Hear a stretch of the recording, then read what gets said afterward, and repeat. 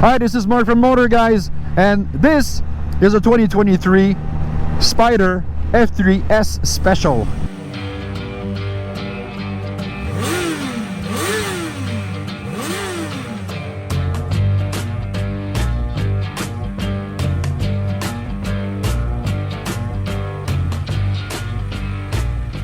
The Spyder.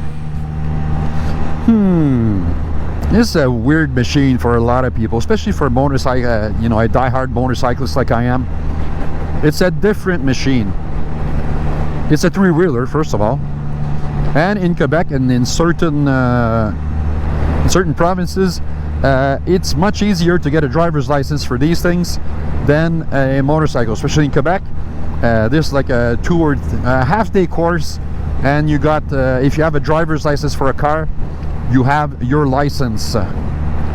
So that's pretty much it's more complicated to get the license for a motorcycle. But this thing, what I like about this one, and I'll be honest with you, I'm not a fan of Spyders. Not that they're junk or anything. It's not that. It's a question of personal preference. And I'm not going to BS you telling you that I love Spyders. Nope. But I can appreciate them for what they are. Like this one, I only have it for about a day or so, because I'm getting it. One of my buddies from Cycle Canada had it, and you have to bring it back tomorrow. So I'm just driving it. I took it for a day, and I'm the one bringing it back to BRP tomorrow. So he asked a favor, I asked a favor, I got it today, I'm riding it along. So what's this machine? Well, as I said, if you want to get into motorcycling, or you're a sledder and you love to get on the road, but getting a motorcycle is too complicated, the courses and all this stuff, and you're looking at one of these three-wheelers and you're going, yeah, that might be a good solution. Well, yeah, it can be a good solution for you, and with the ease of purchase and ease of getting it on the road, well, it's hella fun.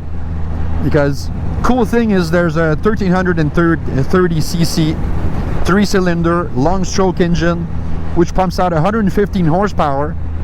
Might not sound a lot for the amount of cc's, but 96 foot-pounds of torque, and this thing is torquey. It's a torquey monster. So yeah, it loves to torque. And on this, the transmission is a semi-automatic. It is not a dual clutch. It's a semi-automatic, which you shift. You must shift it. It downshifts for you though, unless you downshift it for your reason. But if you come at a stop sign, you're just going to downshift the first gear. It's a mechanically, hydraulically driven gear and clutch system. We're turning around because there is rain and it's coming down hard, so we're gonna kind of get away from it. The transmission, semi-automatic.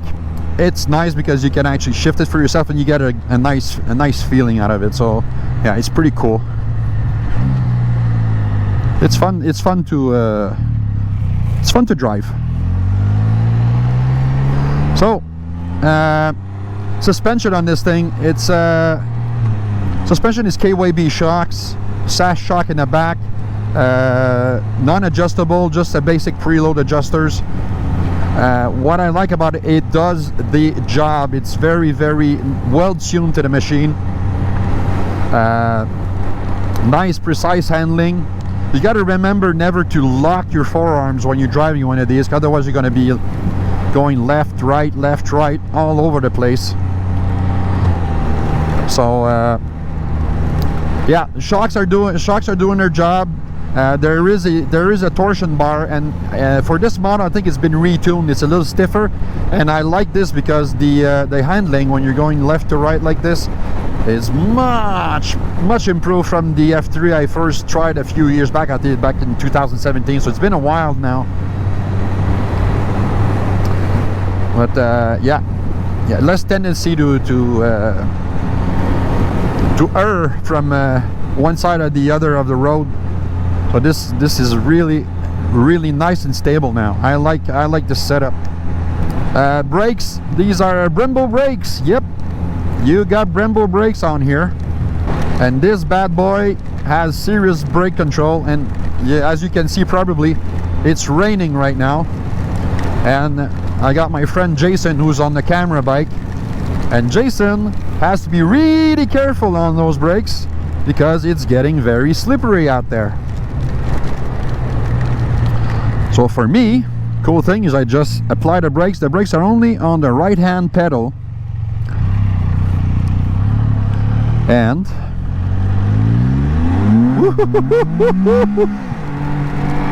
yeah, this I like. But you know, you got to be careful on the road right now. But this one has traction control, all kinds of stability control, and all kinds of gizmos and doodads to make this thing as safe as humanly possible. But this thing, it's a sporty ride, but at the same time it's plush and compliant.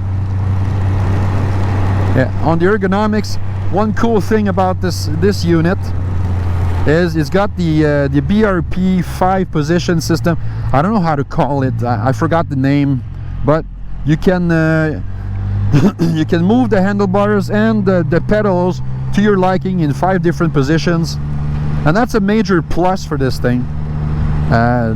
Major reason is, well, it can fit smaller stature riders, like your girlfriend who's 5'1", or a big and tall guy like me that's almost 6'3" and 200 and something pounds. Well, you can be comfortable on it. It's not really adjusted for me right now, but the ergonomics still fit my frame decently enough. And you know what I like about it is it's not a machine that you want to ride really fast, even though it can go fast. Okay, it can go really fast, but at the same time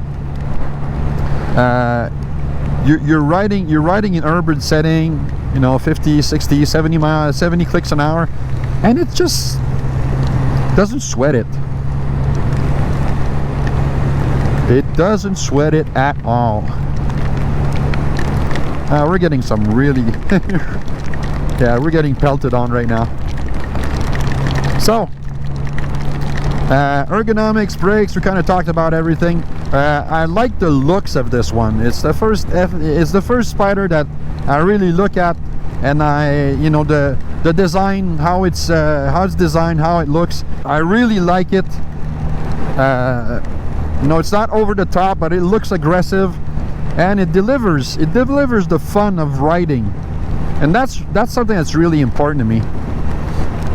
So, you know, for a non-motorcyclist or a sledder that wants to have the same type of feeling but on asphalt, this thing is perfect. And it's safe. It's a really safe machine. You know, you know, I whine a little bit about all the electronics on it and all this stuff because, you know, I'm a seasoned motorcyclist. I got over 30 years of motorcycling under my belt, and you know, I kind of like to play around a little bit, but it still lets you play. So it's not that bad. I'm just whining like a big baby because, you know, I have to whine. It's like that. So likes and dislikes. We'll start by the dislikes. I hate the startup sequence delay things. It's 5 to 7 seconds where you have to wait and press a button to be able to even start the thing. I don't like it. It drives me nuts every time. Ever since the first time I tried a Spyder, I never liked that. I think that should be revised.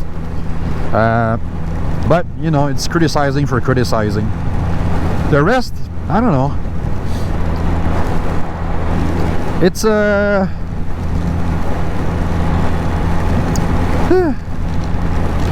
the aids are a little bit over the top sometimes, but at the same time I understand, because it's not really designed for a guy like me who wants to who wants to push it a little bit.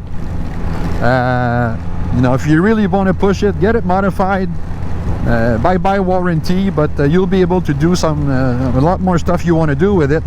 But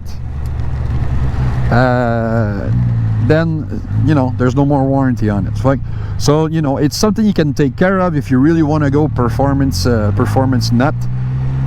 But for the rest, I really enjoy the revisement they did on the front suspension, the KYB shocks, and the torsion bar. That's reacting differently than the last one, last F3 I tried, and it's much more responsive up front without having that left to right jerkiness.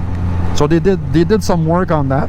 Yeah, it's there's some work has been done on the front end, and the brake feel also has been improved. Not that much, because it was already good. You know, Brembo calipers, when they're properly tuned and right pads, they're gonna give you all that braking you want. It does the job. It does the job that it's designed for. It's designed for the non-motorcyclist that wants a motorcycling feeling, but with all the necessary safety that you'd like to have, because this thing's like powerful. It's still 115 horsepower and 96 foot-pound of torque, and with fees and everything, it's about 29,000 bucks. So it's an expensive piece of kit. But one thing I can say, as an ex service manager and qualified tech at BRP, these 1330s are dead reliable, extremely reliable. The transmissions are bulletproof. This thing is like on overall safety and, you know, quality and reliability, they're dead reliable compared to the first gen of the 990. I remember RTs, those who are used to be techs, the first gen, weren't that great. But this one does the job. It really does the job, and they're reliable. So yeah, 29 grand is some money, but you're getting something that's engineered properly, designed in Canada, and yeah, I pretty much like this thing. And yeah, if you like what we do, please give us the thumbs up, because the thumbs up is important and it tells us that you like the content we're making for you. And yeah, I'm fogging up. And please subscribe to our YouTube channel, or the channel, or the social media where you see this content on right now. We really appreciate that. So I'm Mark. The guy beside me right there on the camera bike is Jason, and we're the Motor Guys, and we're gonna get wet some more. See you later.